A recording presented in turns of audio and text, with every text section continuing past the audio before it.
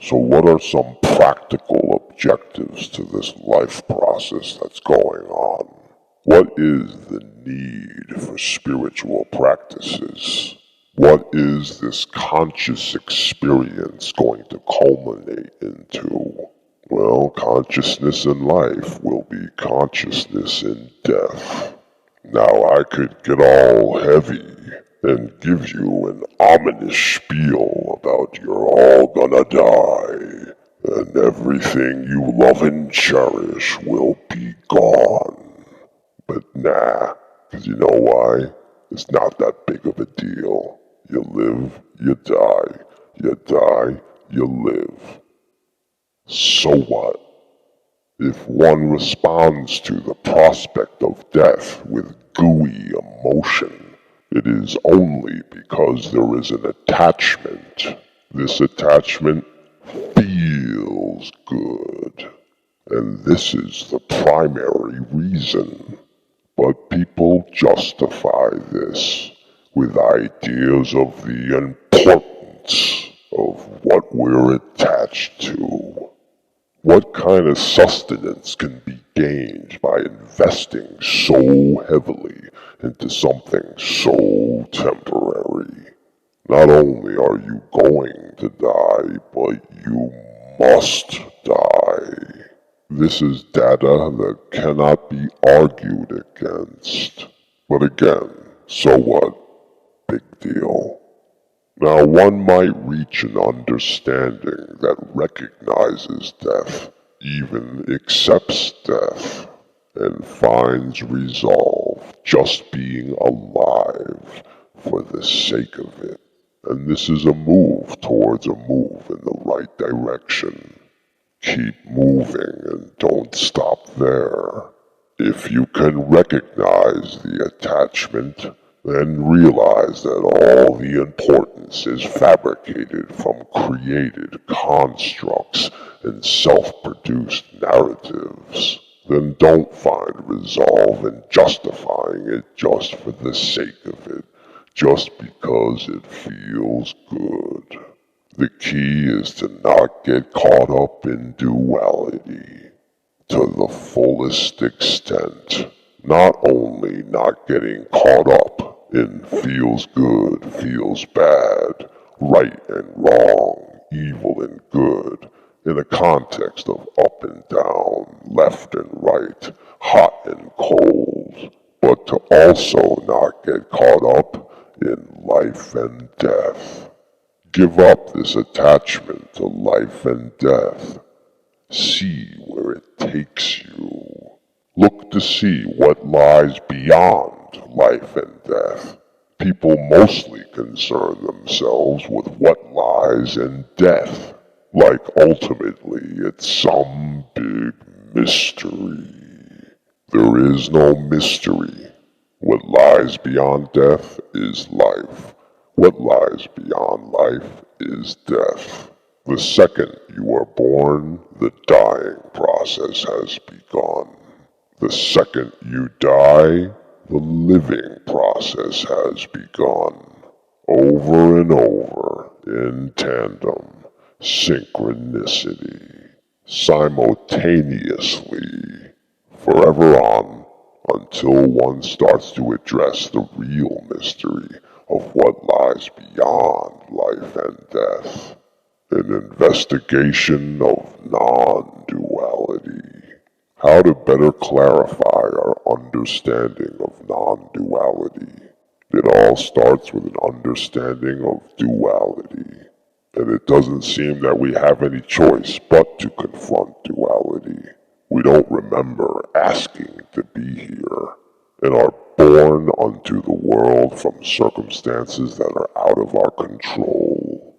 So we are awake within it, and there is no choice but to be confronted by it. Question is, are we going to understand it? And most people do understand the basics of duality. We see that there is hot and cold, high and low, near and far, light and dark, and comfort and suffering. These items are what grabs our attention the most, and it's very easy to get caught up in it. We get so caught up in either liking or disliking, being repulsed or being attracted to something, to ever think that there's any kind of frame of reference outside of this activity. In most cases, we don't even realize that it's a possibility to have any frame of reference outside of this activity. So it's an activity that very easily facilitates itself. So unfortunately, 9 times out of 10, most of us are locked into this autopilot mode until death. But for those that take it a step further, it comes from seeing that an understanding of duality is not a full understanding. So we are a point of perception, a frame of reference, a conscious perceiver, one that is alive and not dead, in a spectrum of opposites. The wisdom to be found underneath this layer is that the entire spectrum of opposites is all one thing. It is a wholeness, an infinite wholeness. All the opposites that take place within the spectrum, and even the spectrum itself, are all part of a universal oneness.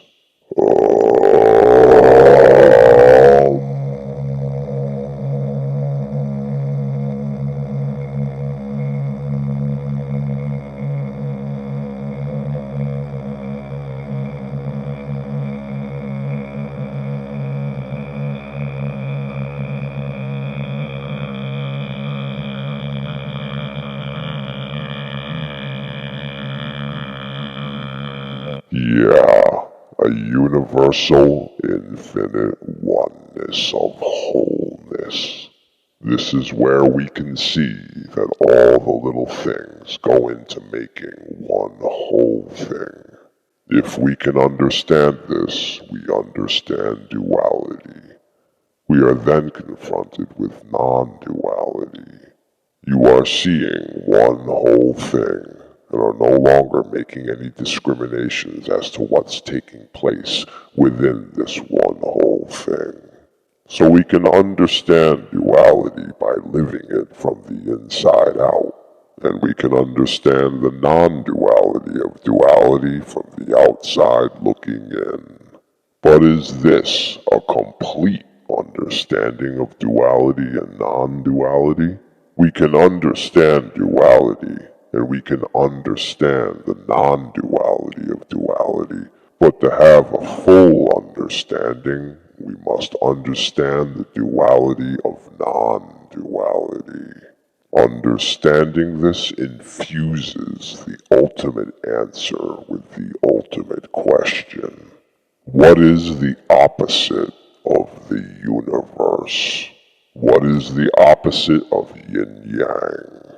What is the opposite of an all-encompassing wholeness and oneness?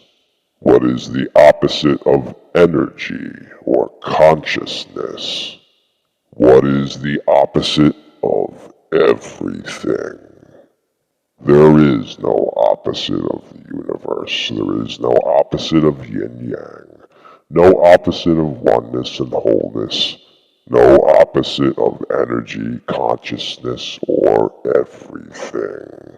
Nothing is its opposite in all senses of the word. No thing, and quite literally, nothing. Nothingness itself. The source of everything. Need an objective? Make it the quest to return to the source of everything. You are from the source of everything, so make a complete round trip and return to the source of everything. Only then will your journey be complete. But we cannot reach the source of everything for so long as we're caught up in life and death, attracted to the attachments of duality. This keeps us mired down, and we miss our opportunity to return to the source of everything. In between death and being born, there is a doorway, a metaphorical eclipse that provides a passageway for an opportunity to get out. Going through that door and down that passageway requires training, hence the need for spiritual practices. What we train for in life will be facilitated during death. The doorway leads to a return to the source of everything. But one cannot pass through this door as long as they are caught up and entangled in attachments. And this is what we must train for in life so that we may put it to use in death. The aim of spiritual practices and training is not so much in conditioning yourself to be ready to pass through the door to the return to the source of everything, but unconditioning yourself. It's not what you learn that helps you transcend, but the unlearning.